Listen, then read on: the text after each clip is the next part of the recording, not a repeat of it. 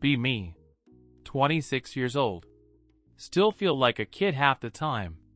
Work a boring office job. Never planned to end up in finance. Spend most days staring at spreadsheets. Counting minutes until lunch. Colleagues think I'm quiet. Actually just overthink everything. Keep a secret notebook in my desk drawer. Fill it with dreams I don't say out loud. Crush on my coworker for months. Never had the guts to tell her. Take the same train every morning. Listen to the same playlist. Convince myself I'm happy with routine. But every night I fall asleep wondering if this is all life is. Story really started the day my boss called me in. Said he had an opportunity. I thought I was in trouble. Didn't know that meeting would flip my world and force me to finally choose between fear and actually living. Boss asked if I could cover for someone. 2 weeks in another city. Different branch of the company. "You're reliable," he said. Wanted to say no. Hate traveling alone. Hate new places. But something in me just nodded. He handed me a folder. Plane ticket inside. "You leave Sunday," he smiled. I went back to my desk in shock. Googled the city. Never been there before. Texted my mom. She said, "Proud of you. This could be good." Packed my suitcase that night. Laid out clothes I never wore. Checked the weather 3 times. Whole weekend felt unreal. Sunday morning came too fast. Stood at the train station with my suitcase. Felt like a stranger in my own life. Train ride was quiet. Watched trees flash by the window. Listened to sad songs. Wondered if anyone would notice I was gone. Didn't know that in this new city, I'd meet the one person who would finally make me question what I really wanted from life. Arrived late afternoon. Checked into a tiny hotel room. Everything smelled like cleaning spray. Unpacked just enough to pretend I'd stay. Monday morning walked into the new office.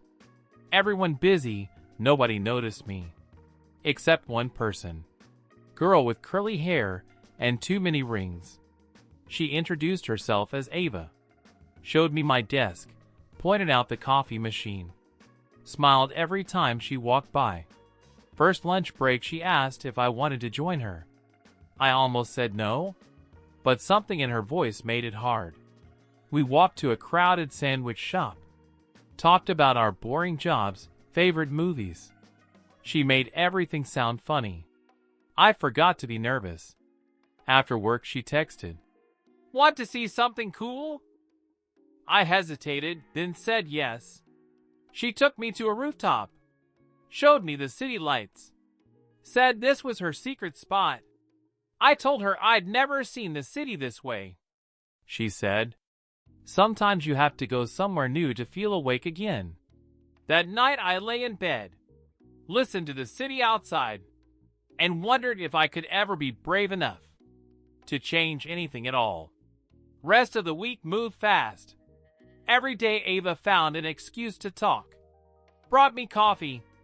Left sticky notes with jokes on my keyboard. One lunch break she asked about my notebook.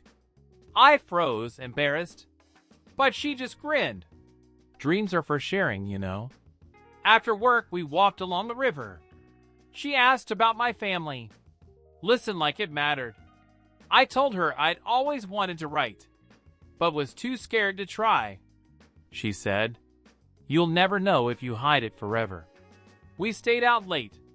Watched street musicians. She danced in the middle of the square. Pulled me in, even though I can't dance.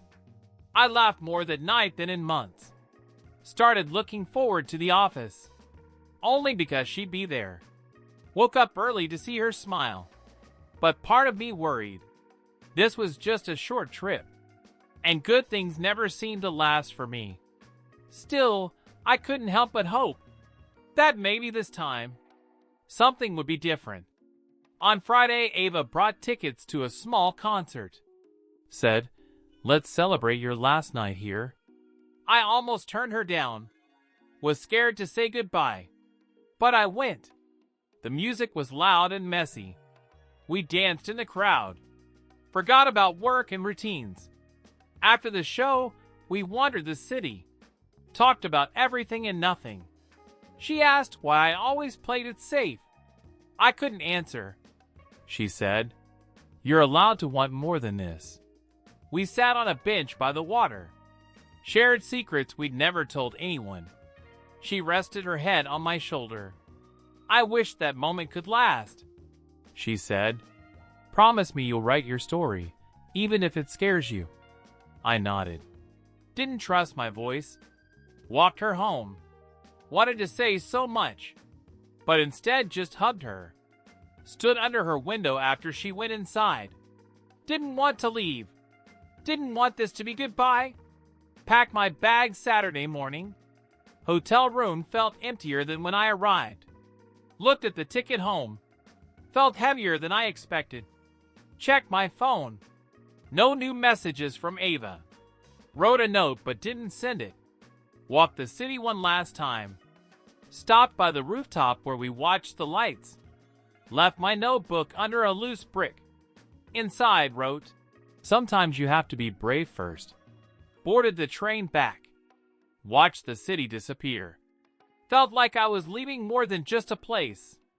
Back home, everything felt small. Office quieter, colors dull. Colleagues asked about my trip. Said it was fine. Didn't mention Ava.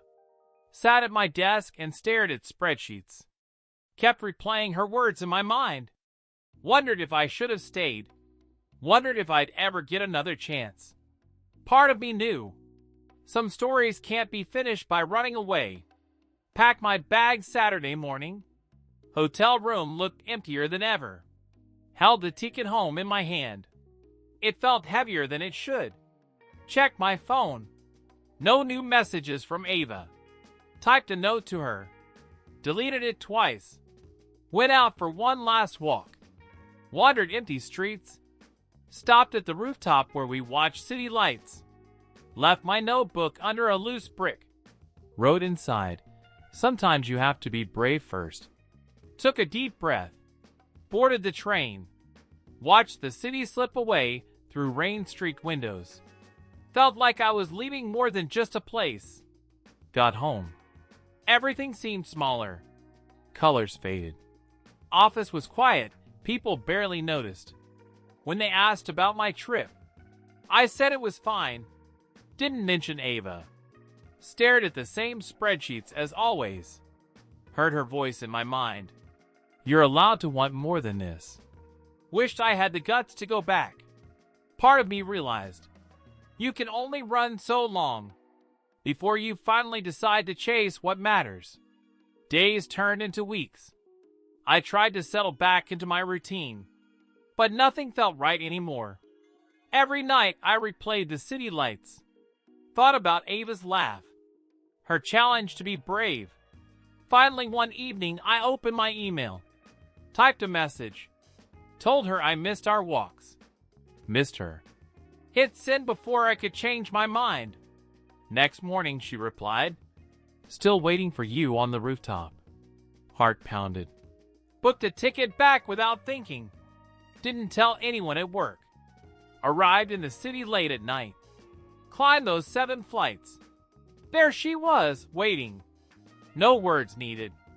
We just hugged. Under the city lights.